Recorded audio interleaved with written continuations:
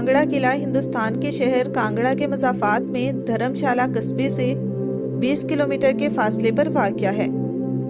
اس سے پہلے اسے ٹریگارٹا کے نام سے جانا جاتا تھا، ایک ایسی ریاست جس کا ذکر مہابھارت میں ملتا ہے۔ یہ ہندوستان کا قدیم ترین قلعہ ہے جسے راجپوت کٹوچ بادشاہ سشرما چندر نے تعمیر کیا تھا۔ ریاست ہماچل پردیش کے قصبے کانگڑا کے مضافات میں واقع کانگڑا قلعہ ہزاروں سال کی عظمت، یلغار، جنگ، دولت اور ارتقاء کا گواہ ہے۔ یہ طاقتور قلعہ اس کی ابتدا قدیم ٹریگارٹا بادشاہ سے کرتا ہے جس کا ذکر مہابھارت میں ملتا ہے۔ یہ ہمالیہ کا سب سے بڑا قلعہ ہے اور شاید ہندوستان کا قدیم ترین قلعہ ہے۔ بیاس کی نچلی وادی اور اس کی معاون ندیوں پر قبضہ کرتے ہوئے یہ پہلے پنجاب اور ہماچل کے سرکردہ پہاڑی مقامات میں سے ایک تھا۔ کہا جاتا ہے کہ کانگڑا قلعہ تقریباً 3500 سال قبل کٹوچ خاندان کے مہاراجا سشرما چندر نے بنوایا تھا۔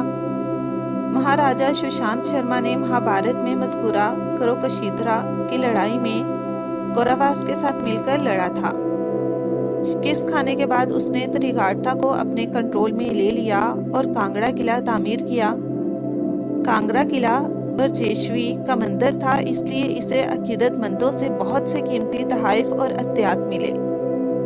اس سے بآسانی اندازہ لگایا جا سکتا ہے کہ اس قلعے میں ناقابل تصور خزانے موجود تھے اور یوں یہ دوسرے حکمرانوں اور غیر ملکی حملہ آوروں کا مشترکہ ہدف بن گیا۔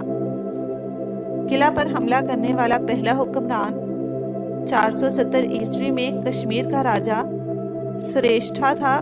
قلعہ پر حملہ غیر ملکی غزنی کے محمود نے 1009 میں کیا تھا اور ان کے نقش قدم پر چلتے ہوئے ترک سلطان محمد بن تغلق اور اس کے جانشین فیروز شاہ تغلق نے اس کی موت کے بعد اقتدار سنبھالا۔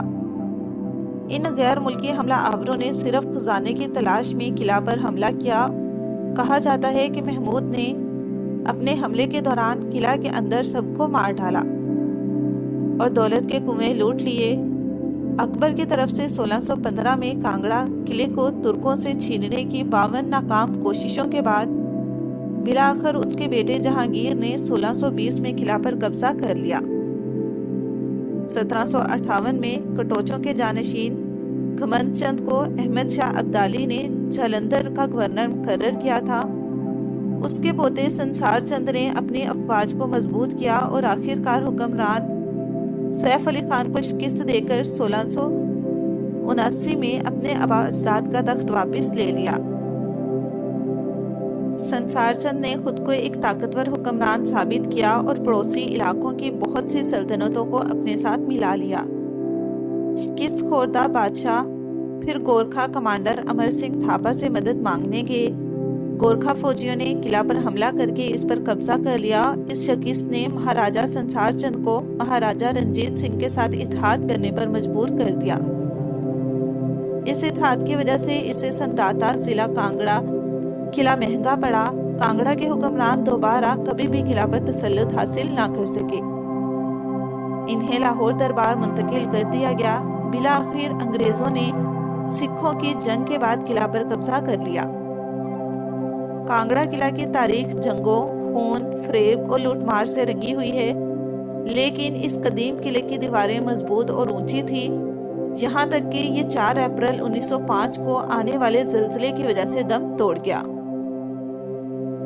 کانگڑا قلعہ کا داخلی دروازہ ایک چھوٹے سے صحن سے ہوتا ہے جو 2 دروازوں سے بند ہوتا ہے جسے پھاٹک کہا جاتا ہے، اور یہ صرف سکھ دور کے بعد کے ہیں۔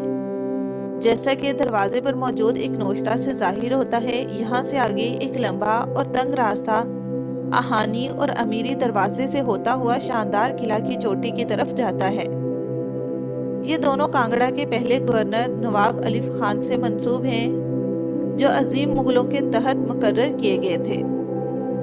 بیرونی دروازہ سے تقریباً 500 فٹ کے بعد یہ گزرگاہ بہت تیز زاویہ پہ موڑ لیتی ہے اور جہانگیری دروازے سے گزرتی ہے، جو پوری طرح سے ایک محمدی عمارت کی شکل میں نظر آتی ہے، اور اس کے نام سے اندازہ لگاتے ہوئے لگتا ہے کہ جہانگیر نے اسے اٹھایا ہوگا۔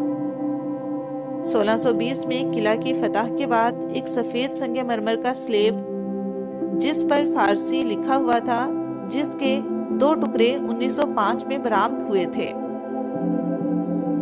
दरवाजे के ऊपर दंसे हुए पैनल मौजूद हैं। ये तमाम इम्कान में जहांगीर के किला की फतह के रिकॉर्ड हैं। ये 463 एकड़ पर फैला हुआ है और हिंदुस्तान का 8वां बड़ा किला है। ये एक चट्टान पर बनाया गया है और एक मकाम पर चट्टान के साथ साथ किला की दीवार 400 फुट है। किले के अंदर कई कुएं हैं, लेकिन पानी के लिए नहीं। इसकी हिफाजत पुरशिकवा हिस्सों और स्याह पत्थरों से बनी बड़ी दीवार से है। महल के सहन के नीचे अंबिका देवी, लक्ष्मी नारायण और भगवान महावीर के मंदिर हैं। किला में 11 दरवाजे और 23 गढ़ हैं। दरसानी दरवाजा, जो अब दरियाए गंगा और यमुना की देवियों के मसक शुदा मुजस्मों से ढका है, एक सहन तक रसाई फराहम करता है। दाखिली रास्ते के करीब एक छोटा म्यूजियम भी है, जिसमें कांगड़ा किला की तारीख की नुमाइश की गई है। म्यूजियम किला और म्यूजियम के लिए ऑडियो गाइड्स भी फराहम करता है और इसमें एक कैफेटेरिया भी है। कांगड़ा किला धर्मशाला तक पहुंचने के लिए दिल्ली, शिमला और चंडीगढ़ जैसे शहरों से बजरिया सड़क आसानी से काबिल रसाई है। कांगड़ा टाउन तक पहुंचने के बाद किला ऑटो रिक्शा, कार या सड़क की नकलो हमल के दूसरे जराये से पहुंचा जा सकता है। ये मशवरा दिया जाता है कि सियाहों को कटोच खानदान की औलाद तक्काराज ऐश्वर्या कटोच की ऑडियो गाइड्स लेना चाहिए। कांगड़ा किला देखने के औकात सुबह 9 बजे से शाम 5 बजे तक हैं और सुबह तशरीफ लाएं। किला में दोपहर के बाद हजूम होना शुरू हो जाता है। हिंदुस्तानी सियाहों के लिए दाखिला फीस 150 हिंदुस्तानी रुपए और गैर मुल्की सियाहों के लिए 300 हिंदुस्तानी रुपए है। अगरचे यह मुकम्मल तौर पर खंडरात में है, ये एक जमाने में तामीराती मोज़े का ढांचा था। कांगड़ा किला अपने आप में खूबसूरती और शाही की अलामत है। कांगड़ा किला रियासत हिमाचल प्रदेश में सबसे ज्यादा देखे जाने वाले सियाहती मकामात में से एक है। इस दिलचस्प तारीख के हामिल कांगड़ा किला में कई मशहूर तारीखी शख्सियात मौजूद हैं। इसकी वुसअत, खूबसूरत और पेचीदा फने तामीर, किला के अहाते में लक्ष्मी नारायण मंदिर, शीतल माता मंदिर, Ranjit Singh gate, watch tower से शानदार नज़ारे, नगर कोट फोर्ट म्यूजियम शामिल हैं।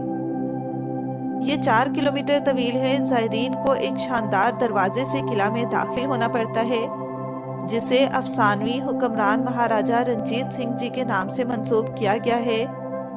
फने तामीर और तारीख के शायकीन के लिए कांगड़ा किला जरूर जाना चाहिए।